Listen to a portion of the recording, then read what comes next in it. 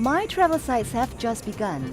After an exciting few days in Vienna, I am heading up to begin my adventure in the Czech Republic.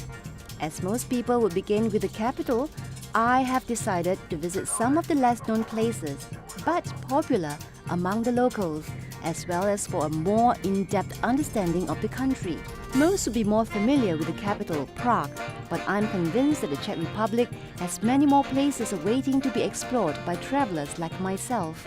So, as for now, I'm going to sit back and relax, enjoy a cuppa in my coach for the 1-hour ride from the capital city of Vienna to cross the border to the city of Brno.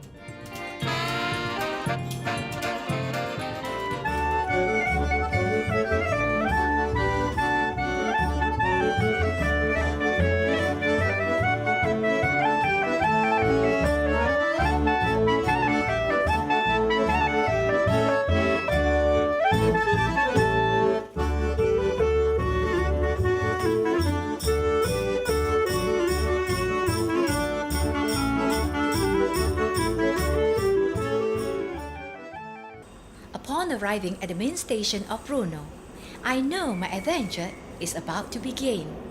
The language is now different and the culture quite unfamiliar, but I'm ready to go. I think it's a very good experience to try some of the local touch, except the train station was quite big and it was quite a problem getting from one place to another, as it was my first time and most of the signs were in Czech. It wasn't too crowded, but there were many trains arriving and departing, with most of the passengers being local and having no problem finding their way around. So, with a bit of gesturing and asking around, I found a light at the end of the tunnel.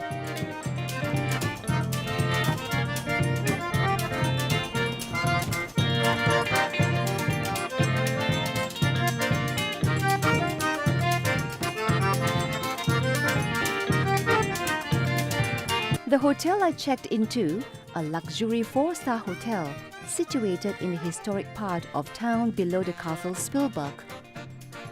This hotel is an important venue for many meetings and international events, and besides the comfort, it is also situated within a short walk from the old town and many other important landmarks in Brno. I could not wait for the next morning to start my adventure. Though it was almost dusk, there was still enough daylight to catch a glimpse of the city. I immediately headed to the old town. The old buildings and architecture was compelling.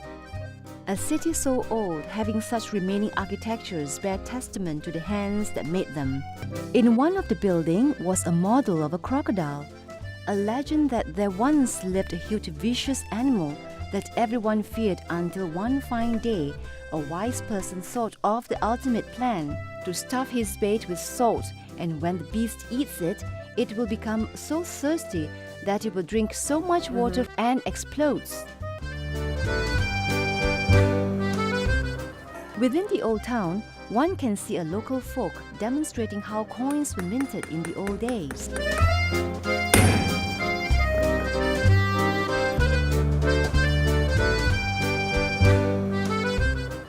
Brno was founded more than 800 years ago, and for a city so rich in history, let's walk down to the old town to see some of the important landmarks. Brno was acknowledged to be a town in 1243 by Václav I, King of Bohemia, but the area itself had been settled since the 5th century. The past glory of the city is still relived each day as the astounding buildings still capture the mind and imagination of all who walk the streets of the town.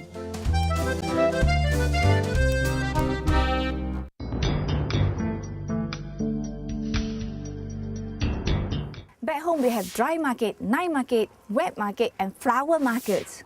But I'm here at Cabbage Market. Lednice, as it is called, the place was built as a farmer's market nearly 800 years ago and is still used primarily as a fresh produce market. The market is open weekdays from 9 a.m. to 6 p.m. and Sundays from 9 a.m. to 12 noon. So if you want the freshest, do make your way here when they open for business. Behind the building is Moravske Museum. Just a few steps walk away is an opera house. Mozart used to play here when he was a child.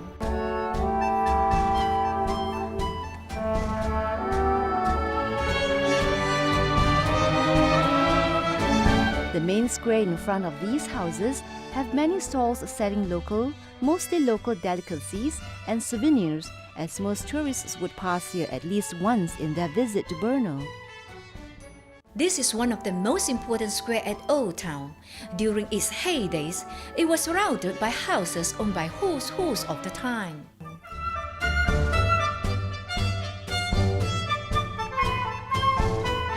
Though many of the buildings now are no longer serving as residence, the feature of the many columns gives us the clue that these houses must have belonged to some wealthy figures, as back then, taxes were calculated based on the number of columns and not height of the building.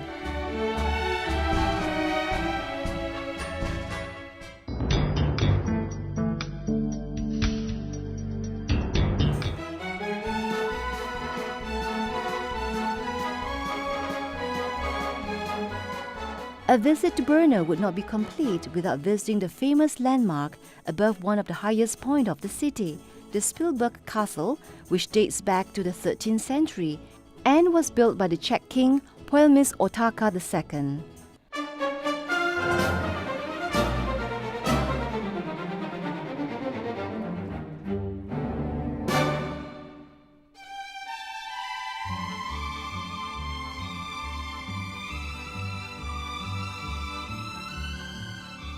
Spilberk Castle has served many purposes over the years, including that of a royal castle, a military fortress, and a prison.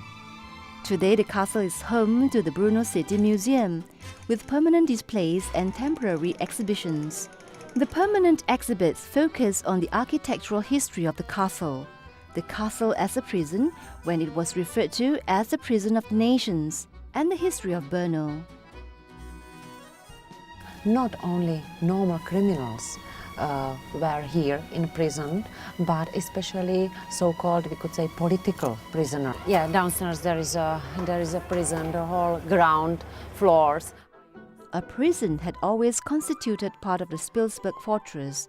Shortly after the defeat of the uprising of the estates in 1620, the leading Moravian members of this anti-Habsburg insurrection were imprisoned in Spilberk for several years. Several high-ranking military personalities were held there also. For example, we may mention Silvio Pellico, Italian poet who was imprisoned here.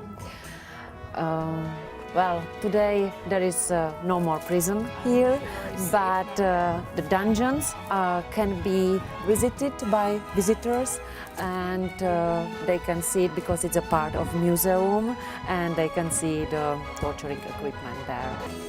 Although there is no more prisoners, seeing all these torture rooms does leave a chill down my spine.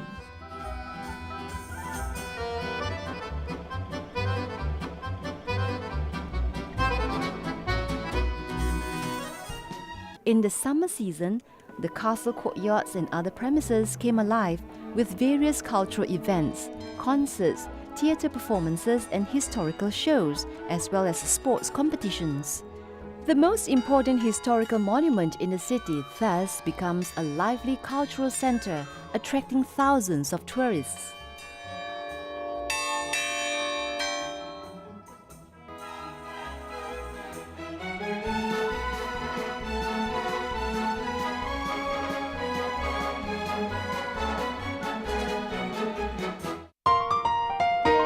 After the long lesson in history, it was time for a good dinner at a local restaurant. Not far from the hotel, there are many local restaurants serving the local delicacies that is a trademark of Brno, where patrons here go to enjoy a good meal and a touch of the local ambience. Okay, this brewery was established 15 years ago, so this year they celebrate 15 years anniversary. So it has a long history. There were found some excavations from the 14th century already.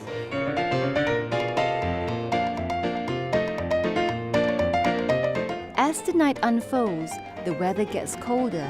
Thus, unlike other metropolitan Nightlife here is not so celebrated, but nevertheless, it was a good experience having a stroll after a satisfying dinner.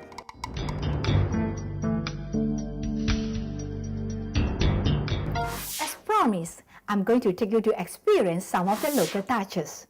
Like today, we're going to see something which are famous among the locals, but is unique to us. Want to know more? Come with me.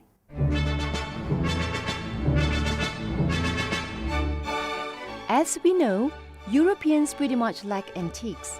Although the cars are antiques, it still look new to me, and all the designs, as we can see here, have their own character. The owners of the cars also purposely dress up to suit the occasion to show their appreciation of having these antique cars.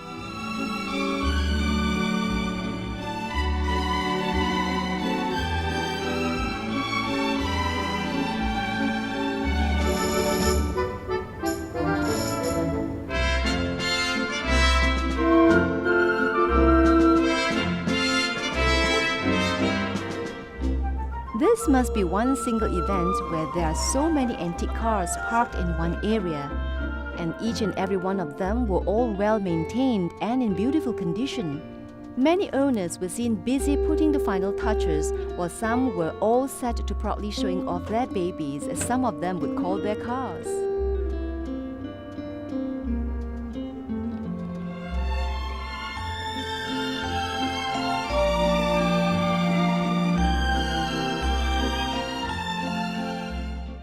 The rows and rows of cars parked here made me wish I could own one of them. Owning the car is easy, but to maintain it, we might need to put a lot of effort. This is why antique cars are priceless.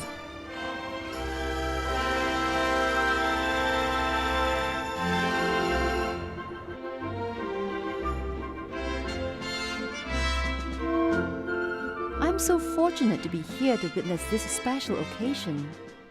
Before the event starts, I decided to walk closer to the cars to get the closest look to feed my eyes. Since the mayor is here, let's find out more from him about Brno. Přijďte, naše brány jsou vám otevřené. We have beautiful cars here, we have beautiful cultural sightseeings. We are in the beautiful city of Brno.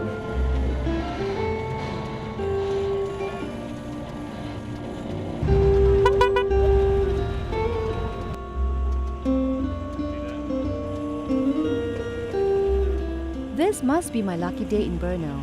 I was invited to be a special guest passenger as the mayor flagged off the cars one by one. Wow! It was indeed the ride of a lifetime as I was taken round the historical city in a historical car. This event is organized annually and all the participants have to drive their cars from city to city.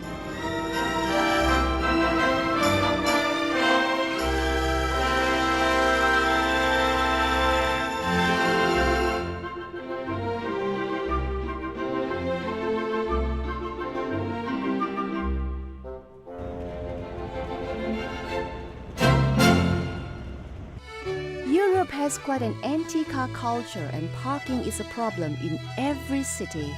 Gas is very expensive and the roads are generally narrower. So think it through whether or not you really need a car in Europe.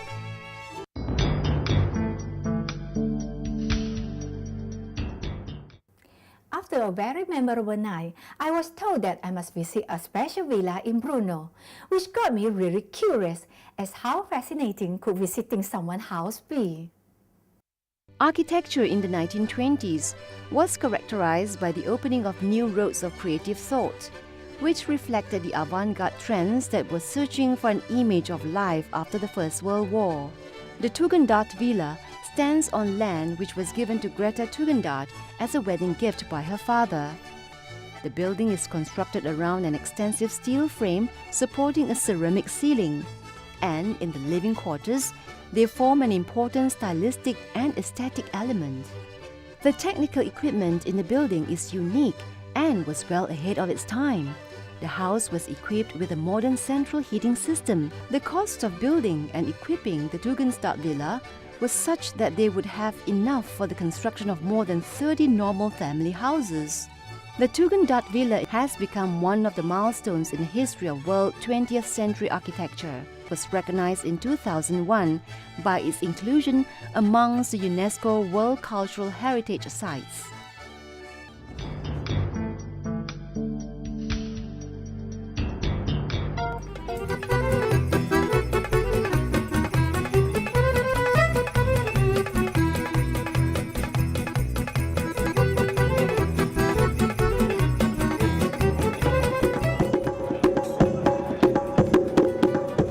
As nightfall, the other part of the city came alive, partying as it was summer. Music, drinks, dance, fireworks seems like all the common elements that could uplift the mood of almost everyone. This is the summer festival where all the locals will come to attend this open concert and other activities. All the entertainments here are free except meals and drinks. I was having a great time enjoying the music, and the fireworks are wonderful.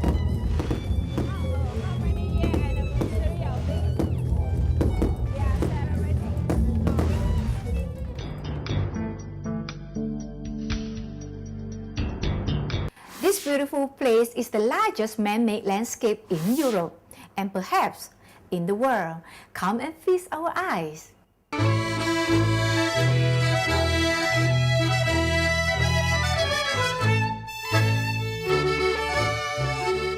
Just a short driving distance from Brno, I arrive at the most remarkable areas of great natural as well as artistic and historic value in Central Europe. Registered in the UNESCO World Heritage List, it is considered the largest artificial landscape in Europe. The Lednice Valtis complex is one of the largest tourist attractions of South Moravia. On the basis of a generous and remarkably well-engineered concept, an artificially composed landscape has been formed that is unprecedented in Central Europe.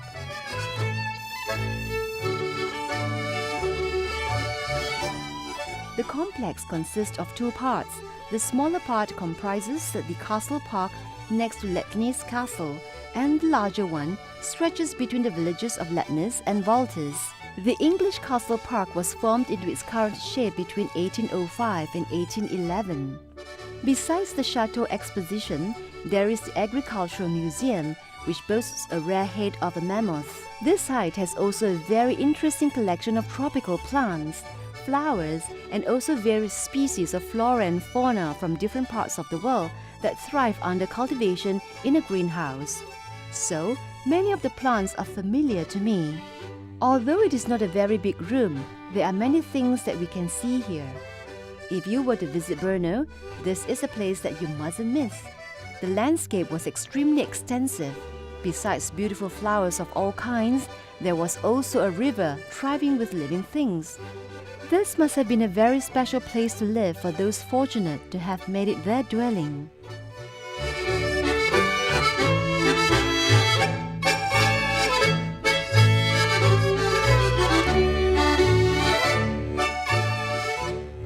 Today we're going to take a drive from Brno to Prague.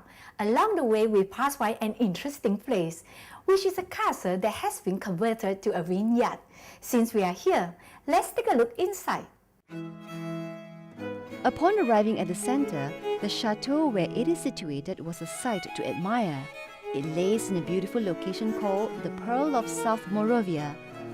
The Lednice Valtis composed landscape listed in the UNESCO World Cultural Heritage Index. The stroll through the castle is a very pleasant experience. The National Wine Center is a non-profit organization whose objective is the promotion and support of wine and viticulture of the Czech Republic.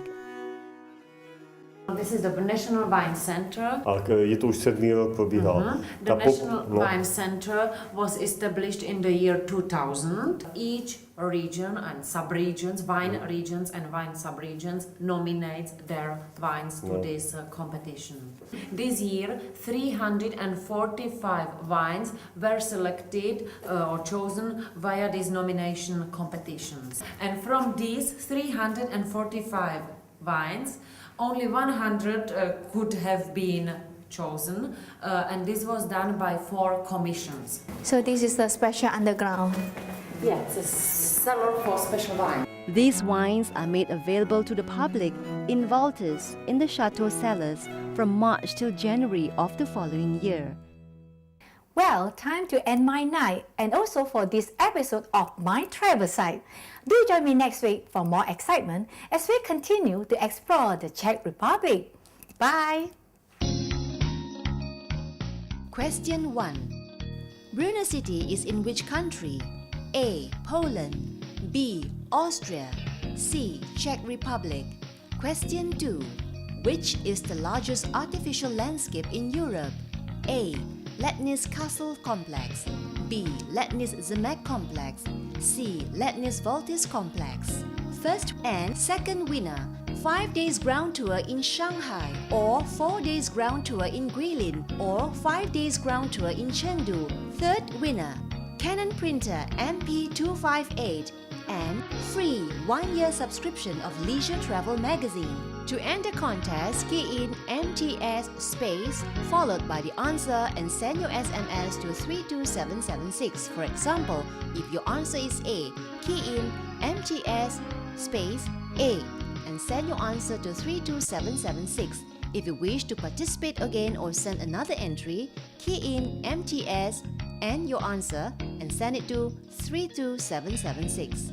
The correct answer for last week's episode are: Question 1. Wendy Wong departed from which of the following airport?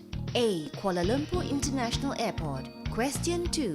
Which palace has the host just visited? B. Hofburg Palace. You stand a chance to win a grand prize of a 8 days tour in Europe. The ultimate 8-day 6-night New Europe Explorer, Prague, Bratislava, Budapest, Vienna, Salzburg, Innsbruck, Frankfurt, Hosewanga Village. Grand prize second winner, a Canon digital camera, XS200 IS. This one is original from the 19th century. Okay. It was a crown of a Charles IV. He was the first Bohemian king who was coronated to also to the emperor of the Holy Roman Empire. The bridge was originally called the Stone Bridge or the Prague Bridge, but has been the Charles Bridge since 1870. One of the Czech Republic's most famous products, Bohemian Crystal, is sold in shops throughout Prague. The famous Grand Café Slavia across from the National Theatre opened in 1881 to coincide with the opening of the theatre. It at once became a meeting place of artists.